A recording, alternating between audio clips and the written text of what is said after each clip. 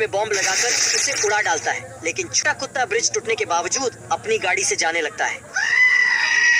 ओ भाई ये क्या है? और थोड़ी दूर जाकर अपनी गाड़ी को झाड़ियों में छुपा डालता है और एक लकड़ी को रास्ते के बीचों बीच रख देता है। फिर छोटा कुत्ता आता है और लकड़ी हटाने लगता है। तभी छुपके से बड़ा कुत्ता छोटे कुत्ते के गाड़ी से इंजन निकाल लेता है।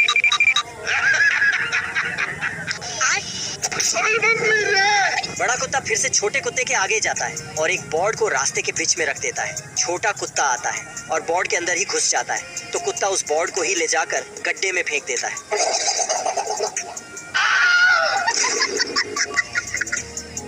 पर वो छोटा कुत्ता रेस जीत जाता है। मौसम तो ऐसा लग रहा है दिल गार्डन गार्डन हो रहा है। बहुत मजा आ रहा है यहाँ पे।